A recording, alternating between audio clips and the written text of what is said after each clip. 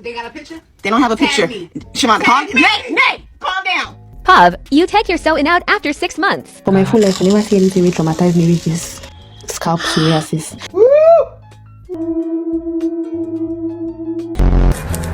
Flakes is snowing, y'all. It's literally snowing. But you know what this means. This means growth. Was there no other way? Which lets your product build up, dryness, breakage, and then stagnant hair growth for 3 years. So I did no oils, no butters, but my hair still got damaged. First of all, Minoxidil does work. I just didn't like the fact that I was growing facial hair and growing hair on my butt. You're gonna get lots of body hair. How's it going, beautiful people? It's your girl IG here again from the morning show, if you remember. Anyways, as usual, we're going to be looking at something different today. We'll be checking out some popular natural hair growth trends that went horribly wrong. Some of which you may already have heard or you've seen, but you never really got to see some behind the scene footage. You know, those natural hair growth trends that seem legit, backed up with facts. Well, they don't always turn out as promised. From no oils, no butters, and leave your hair alone trend to minoxidil lovers who are currently hair transplant patients as we speak. So many of these people have story time for you, and some of them may leave you with hair growth trauma. Well, I hope not. So grab your favorite snack and get comfortable. And as per usual, I'm going to have to ask you to like this video and hit the subscribe button for your girl. It's a free and simple way to support the channel and keep it running. And of course, consider subscribing. And if you succeed with that, you can drop some sparkle hearts in the comment section below so we can welcome you specially to the family. And just a very fast disclaimer before we jump right in. I am not here to dictate for anyone what they should or should not do in pursuit of hair growth, okay? I'm only here to show the dangers, okay, to highlight people's experiences and the dangers that they pointed out. So this whole video is purely for educational and entertainment purposes, because at the end of the day, it is left for you to pick out what you choose from the video. So I'm merely presenting the options before you. The final decision lies in your hands. With that being said, let's talk about the no oils, no butters, which you've probably already seen. I know it sounds like a brilliant idea, science backed and all. It seems like you get to save more money, not too much products, keep your hair care simpler, but the results are not always as attractive as those hair creators show you. This is yet another reminder that hair growth is not copy and paste. From not effectively hydrating your hair and failing to know your hair's porosity to missing your water appointment, things can go wrong really fast with the no oils, no butters. So imagine canceling oils and butters only for your hair to end up with 6 different kinds of split ends across the hair strands. You know, dandruff, dry scalp, and patches of hair strands missing. Now, my question to you is, have you tried the no oils, no butters in your routine before, and did it go right? Well, these women were not as lucky, so let's check them out. Put a finger down if you were victimized by the no oils, no butters, black girl curls movement of like 2020. An experiment on my hair where I did half of it the cut it kinky like black girl curls way, and it's dry, versus this traditional way where it is pretty moisturized still after like 7 days of not having washed it. Now, granted, 5 years ago, I did not know how to do my own hair. I was having my mom cut out my sew-in like summer of 2020 because I realized, okay, I would not be returning to the salon and needed to get my life together. And black girl curls was like the perfect way to do that and finally learn, or so I thought. And I felt like I could really never master my hair because after like 2 days, my hair would shrink all the way up and look crazy despite putting so much water in the deep conditioning and the styling and everything. Like, where was the water going? And then to add insult to injury, like 2 years in after the pandemic, I started going to a natural hair salon in Atlanta, and they were saying stuff like, oh yeah, you don't need to trim your hair. Like, that's kind of a myth, especially if you are gonna trim it, it has to be curly, like don't ever straighten it. And y'all, tell me why my hair broke clean off. Like 3 years ago, it was a mess. So now I'm back to seeing a regularly trained cosmetologist who straightens my hair, trims it every 8 weeks. And I'm just like, my hair is thriving in a way that it hasn't before. And I'm just wondering, like, what was all of that drama about the no oils, no butter? Like, what was all that about just for all of our hair to break off? Okay, I get some of the science behind it. And, you know, when they talk about you need to moisturize your hair with hydrate, my bad. You need to hydrate your hair with water. I'm like, yes, that's definitely, now that helps 100%. Like, especially if you want to grow your hair, like, yes, absolutely. I agree with that wholeheartedly. But for me personally, my hair needs oils, butters, it needs it. And that was one thing, like when I first returned natural, like in 2010s, early 2010s, that was one thing they specified, like, you know, if you up north, and especially when it's cold, like when you live in a colder climate, you need to protect your hair with oils and butters. And again, I understand, you know, everybody's gonna have their, but you know, well, this, I get it 100%, like, trust me, I understand.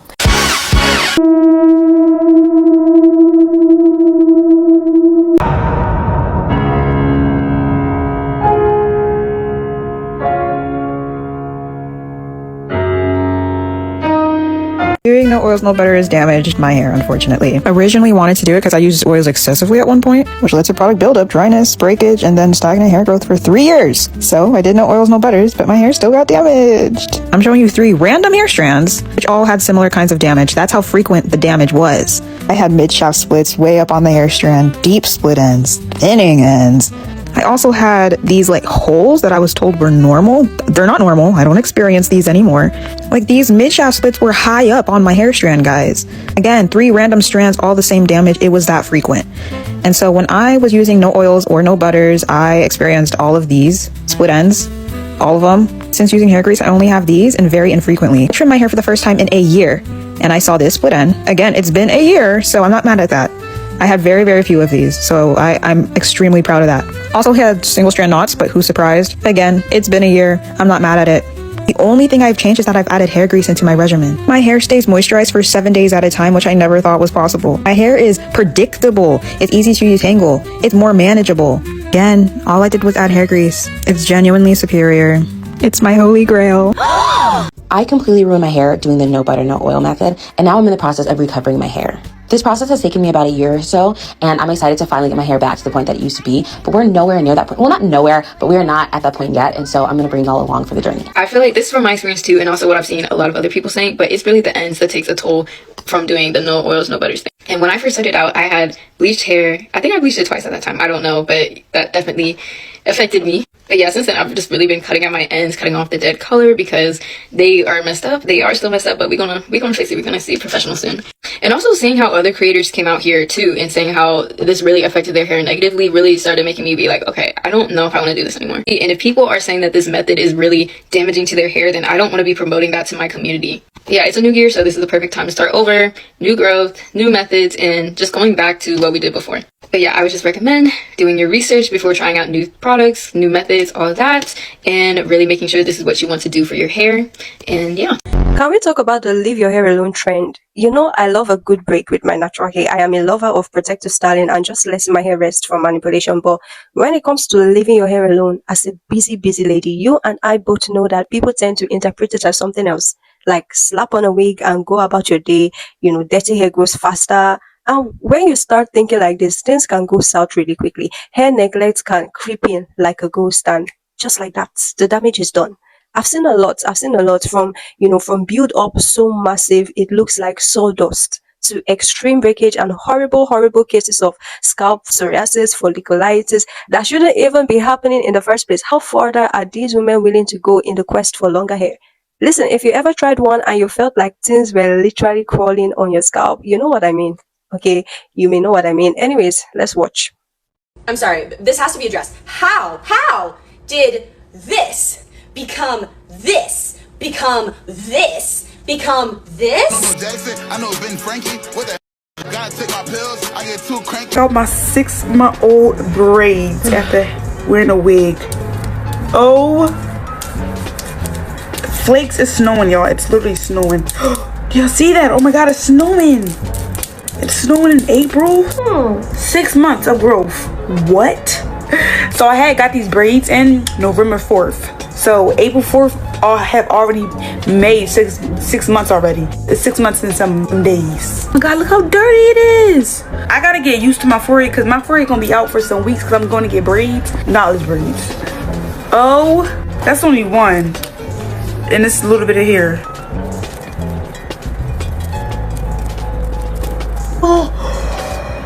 Oh my, this is diabetical. Wait, what is this? This is my hair falling out. Oh my god, that's a big chunk.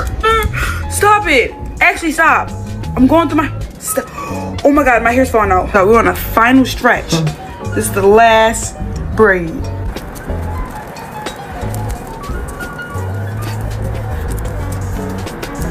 Ouch. Eek, that hurt. Wow. This is very disgusting. I know it's nasty. I'm just pulling at it. I'm just pulling at it and just coming out. Is that a lot of hair for 6 months?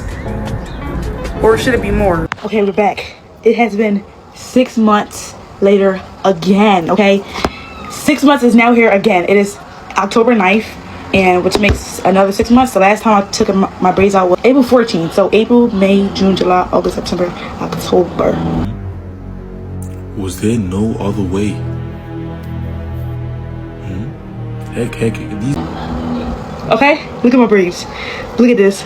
We're back at square one, but you know what this means. This means growth, okay? So actually, I'm not putting another wig back on, okay? I'm not putting another wig back on.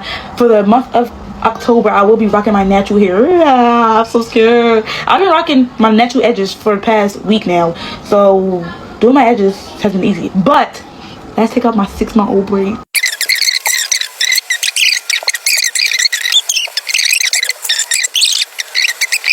When everything else is done, like I said, it's 10:16. You're gonna see how long it takes. Be ready.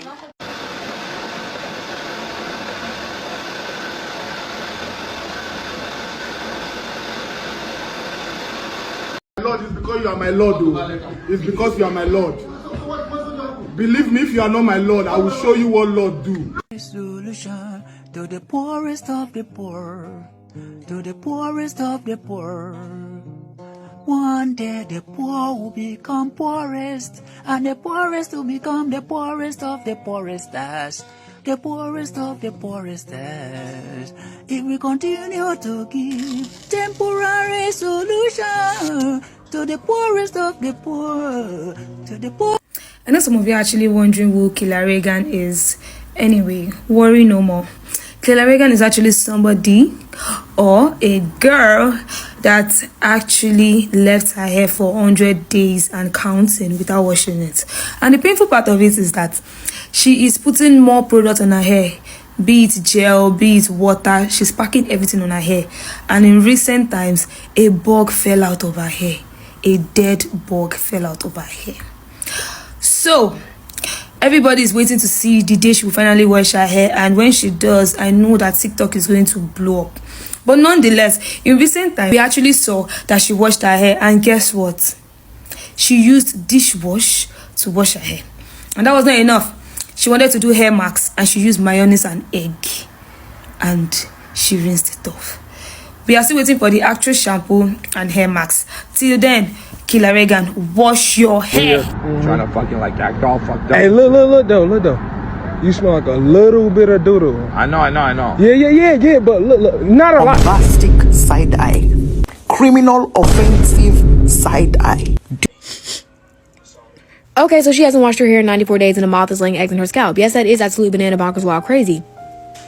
But in the same vein, are we gonna really sit here and pretend like y'all don't be gassing up them videos of people taking down their 8-month-old unwashed wig braids? Are we really gonna sit here and pretend like y'all don't be, oh, I don't wash my sew-ins for 6 months at a time because my hair just grows best when it's dirty? She is showing you. She's doing a service to the community right now by showing y'all in high definition HD 4K real TV what's going on in there when you don't be washing your hair. She's on day 94 and a moth is eating her hair. Y'all be on day 153. So based off of this, as a collective, we wash your hair. Wash your hair. Like, I don't know who started the myth that your hair goes best when it's dirty, but they need to go to jail. Jail. Because it's not true. It's not true. And I think that this, moth girl is really doing a service by showing us in real time how wild it is to not be washing your hair for such long periods of time. Like, wash your hair. Pav, you take your sew-in out after 6 months. I'm sorry, this has to be addressed. How did this become this, become this, become this? The claim that your hair grows best when it's dirty is a very popular sentiment in many hair care spaces, and on today's episode of Science Says, we're going to be investigating and breaking down the merits of this claim. In order to deconstruct this claim and figure out what the science has to say about it, we're going to be answering the following research questions. The first being, is it true or false that your hair grows best when it's dirty? The second being, if it's false, then why do people think it's true? And then the third question being, in what environment, clean or dirty, does your hair actually grow best? So jumping right in, I have some of the scientific journals that I consulted pasted behind me because I love to read a good scientific journal. I'm going to have them pasted in the comments below so you can do your own investigating as well. But answering question 1 strong, no, your hair does not grow best when it's dirty. In fact, having dirty hair, and more specifically a dirty scalp, can actually be quite harmful for hair growth, can cause dryness, and eventually lead to breakage. This brings us to question 2. If your hair doesn't grow best when it's dirty, then why do a lot of people think that it does?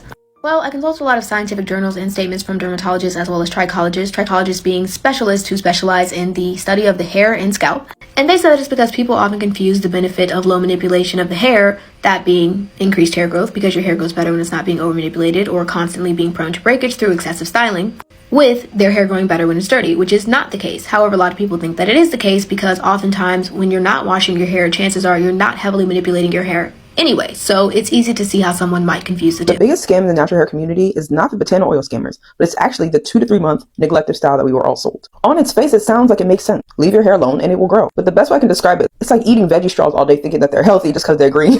I know, because for a period of about 2 years, I neglective styled my way to my ends looking like this. That's why I raise an eyebrow when someone's like, oh, but my hair grew in this, my hair grew in that. As you can see, I have a little bit of length, but my hair looks dead. They sold you a dream. Not only have you dehydrated your hair of all products, you've then braided it up to not see water for weeks while it has the friction of synthetic fabric rubbing against it. Your scalp has not seen water in this time at all. And not to talk of the tension of the actual hair itself. So I don't know where we got the idea that putting your hair away would make it grow. Just say no to neglective styles. But on that note, I want to know, what does leaving your hair alone mean to you? It can be very different person to person. The science says that while your hair does grow best when it's not being overly manipulated, it does not grow best when it's dirty. In fact, having dirty hair can inhibit your hair growth. This brings us to the third question. In what environment does your hair grow best, clean or dirty? Science says clean. And trichologists and dermatologists further recommend that if you want to ensure hair growth, the best way to do that is to make sure that you're properly hydrated and that your hair is properly hydrated. This entails washing your hair regularly and keeping your body properly hydrated. Next up, we're talking about the Demarilla and Minoxidil lovers. And this one is a bit tricky because, when it goes right, you can have longer, fuller, luscious hair growing even in places that you didn't ask for. But when it goes wrong, it is usually very tragic. I mean, from bald patches starting in the rear view of your scalp instead of the front. The number of awkward Minoxidil and Demarilla regrets. We're going to talk about this infamous Batana oil next. Talking about the unprovoked hair losses, because the Batana is already famous for scam, for fraudster marketing, even though some others claim that they got the original version which does what it claims. But how about the regrets from people that actually jumped on the Batana oil train? Let me tell you, when it goes wrong, it can be seriously traumatic. People who have used the Batana oil without fully understanding the ingredients in there, before you know it, they begin to have visible damage on their hair. Imagine trying to grow your hair and you now end up with brittle, scraggly, breaking ends, and even worse, scalp damage. It's easy to say it will grow back, but how about the emotional turmoil that some of these people had to go through from the sudden disappointment over their trusted Batana oil? Your delicate natural hair strands, this hair is not something that you need to be experimenting with every new pedestalized magical hair solution, especially without carefully studying the active ingredients in the products. One wrong move and you could be dealing with serious breakage, bald patches, serious damage that could steal many, many years worth of length. Okay, so if you are tempted to try it, my advice is go ahead, but be careful. And try to do a patch test first, with an itsy bitsy section of your hair before deciding to go all the way. I found out the hard way. Be careful, guys. You're buying this Batana oil because it's cheaper. This is what's going to happen to you. I used it. My video showed you me using it. Batana oil destroyed my hair. Y'all remember when Dr. Sebi told us which oil would grow our hair? They call it Batana. La flor de Batana, the flower of Batana. This will make your hair grow and it will give it luster. It is just the best, magnificent. It is great. Yeah, bro, take Batana oil to fix your hair loss. Batana oil is a scam. It's in a lot of videos about all the benefits people are saying about using Batana oil. How it can cure alopecia, how it can make your hair thicker, and how it is a natural DHT blocker. Don't get me wrong, guys. Batana oil has a lot of benefits. But there's one problem. All these fake companies using fake ingredients and scamming you from using the original product.